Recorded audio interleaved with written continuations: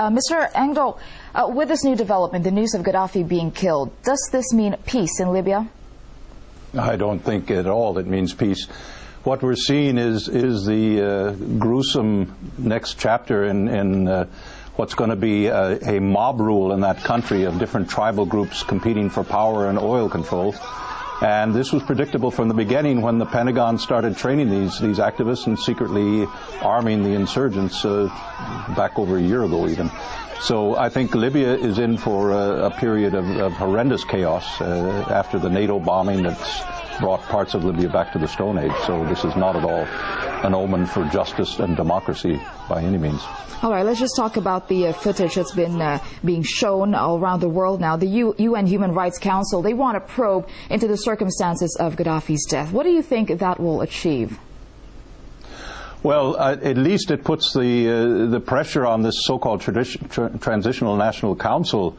I think this is a case of cold-blooded murder of a man who was wounded and certainly wasn't going to go anywhere.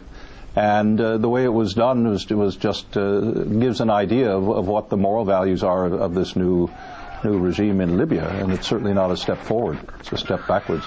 Okay, following that line of thinking, though, will the UN demand, do you think, an investigation into the civilian deaths caused by NATO bombing as well as the conflict inside?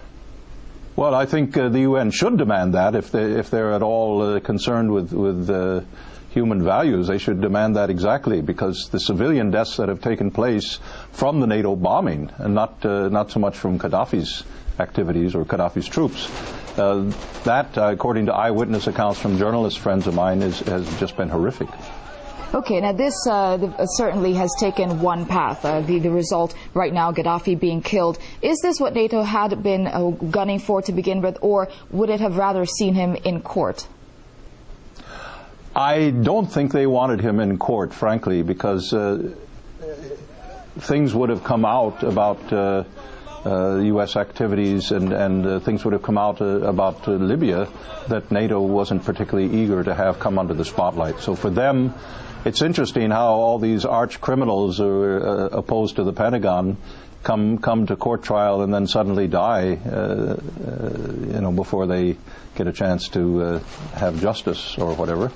But I don't think they wanted Gaddafi to come to court.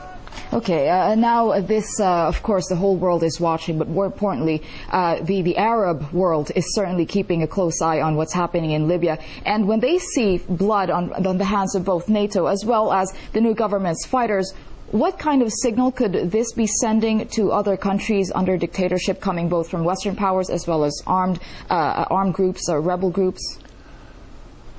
Well, that's entirely unclear at this point. I think it sends a signal that a bunch of gangsters are running Libya, and it's not at all clear whether it's one bunch of gangsters or several rival bunches of gangsters that are under this so-called Transitional National Council, TNC. So I think the rest of the Arab world is going to be quite cautious in dealing with this new entity called Libya. Will you call all of them gangsters, or would you also give merit to the fact that they are being labeled as revolutionaries? What does that word mean when the U.S. pumps $1 billion in arms and CIA Special Forces training into these so-called rebels? I wouldn't call them revolutionaries. What kind of revolution are they advocating? Okay, now just very quickly, NATO is now expected to declare an end to its bombing campaign in Libya. How long do you think they will stay there? Because earlier they had said that they will remain until the NTC can ensure stability. When do you think they'll leave? Just very quickly. Oh, I think that's going to be a little bit like Iraq and Afghanistan. They're going to be there quite a long time. This is part of a pattern that we see of establishing permanent NATO or U.S. military bases in these crucial strategic areas to control the oil resources and to militarily be in a position to do other things, cut off oil supplies to China and various things like that.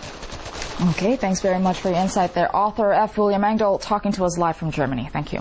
Thank you.